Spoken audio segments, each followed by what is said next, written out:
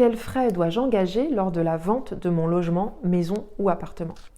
Bonjour, je m'appelle Emmanuelle Alain, je suis agent immobilier pour le centre d'affaires Kemex Anjou. Alors oui, lors de la vente d'un appartement ou d'une maison, il y a quelques frais à engager et qui vont vous être facturés au long de cette période de vente. Donc la première dépense à opérer concerne les diagnostics. Donc les diagnostics sont obligatoires. Ils sont différents et en fonction de l'année d'ancienneté de votre domicile, de savoir s'il est en copropriété ou pas, maison, appartement. Mais en gros, on pense évidemment à tout ce qui concerne l'amiante, le plomb. L'idée, c'est de renseigner aussi votre acquéreur sur l'état de l'installation de gaz, si jamais vous êtes chauffé au gaz de ville. Il peut aussi y avoir une analyse sur les termites, si jamais vous êtes dans une zone qui est touchée par ces nuisibles, la loi Carré et aussi l'état de votre installation électrique. Enfin, tout un ensemble de diagnostics qui vont permettre à votre acquéreur de savoir dans quel état se trouve le bien qu'il achète, notamment sur l'ensemble de ces éléments-là. Donc ce ne sont pas toujours les mêmes diagnostics d'un appartement à un autre ou d'une maison à une autre, tout dépend d'un certain nombre d'éléments. Donc là, il faut se renseigner auprès d'un diagnostiqueur qui vous dira quel diagnostic vous devez engager, c'est important. Ensuite, évidemment, si vous souhaitez confier la vente de ce bien à une agence immobilière, il faudra régler les frais du professionnel qui se sera occupé de la vente de votre logement et de l'ensemble des démarches administratives et légales qui entourent la vente d'un logement. Donc ça, ce sera évidemment à régler au moment de l'acte définitif et à régler si les frais d'agence sont charges vendeurs. Donc ça se passe au moment de la signature de l'acte définitif, quand vous allez remettre aussi derrière les clés à votre acquéreur. Et c'est le notaire qui viendra tout simplement déduire les frais de l'agence du montant de la vente. Donc pas de chèque à réaliser à ce moment-là. Ensuite, quand le bien est vendu, que vous avez perçu la somme, évidemment, vous allez informer votre banque de la vente de votre logement. Si jamais vous n'avez pas négocié dès le départ une gratuité des remboursements anticipés du prêt, vous allez avoir à régler une certaine somme pour ne pas avoir été jusqu'au bout de l'emprunt. Si vous aviez emprunté sur 20 ans ou 25 ans et que vous vendez au bout de 15 ans, il y aura des frais à régler. Alors, pas plus de 3% du capital restant dû et de 6 mois d'intérêt. Néanmoins, c'est quand même une somme qui viendra encore diminuer le revenu de cette vente.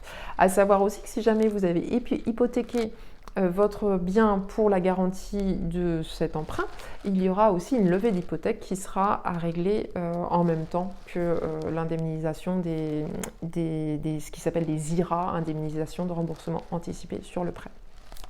Ensuite, il faut penser à tout ce qui est état daté si jamais vous êtes en copropriété.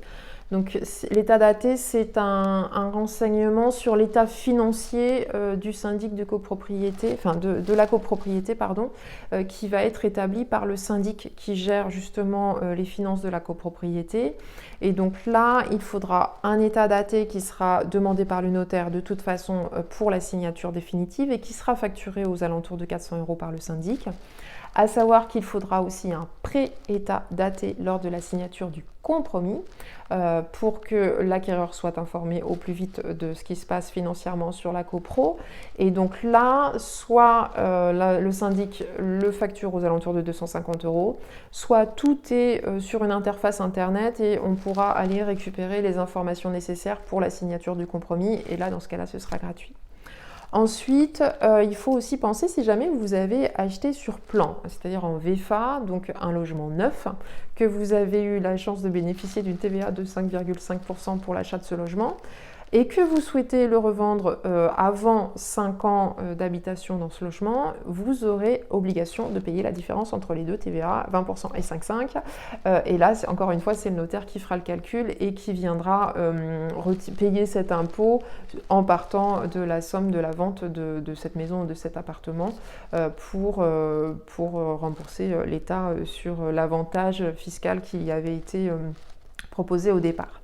Reste ensuite la plus-value, si jamais ce n'est pas votre résidence principale que vous vendez et que c'était soit un locatif, soit une résidence secondaire.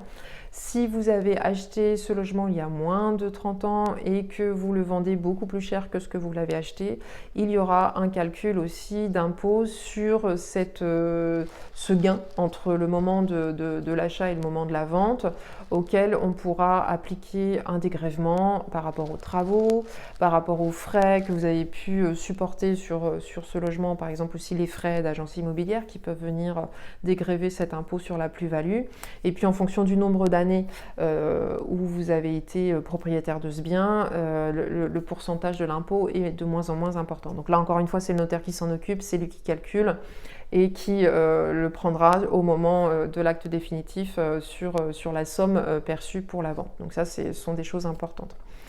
Les frais de notaire, normalement, sont à la charge de l'acquéreur. Néanmoins, en fonction des accords, vous pourriez, vous, en tant que vendeur, décider de prendre à votre charge les frais de notaire. Si, dans ce cas-là, on parle d'une vente acte en main auprès de l'acquéreur et du vendeur. Donc là, on reste sur des cas un petit peu plus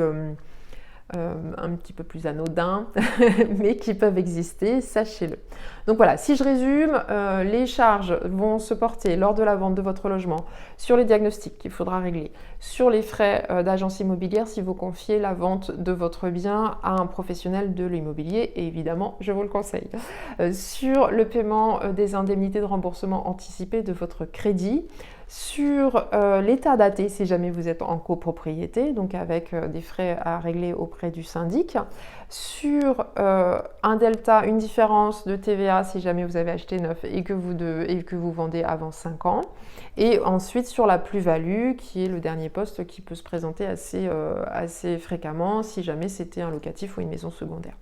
Voilà les principaux postes de dépenses lorsque l'on vend un logement, que ce soit une maison ou un appartement. Je reste à votre disposition dans les commentaires là en dessous pour toute question. Si vous voulez un petit peu plus de précision, évidemment, n'hésitez pas à partager cette vidéo ou à m'envoyer des questions par email si vous préférez que ce soit plus discret. À votre disposition et à très bientôt. Au revoir.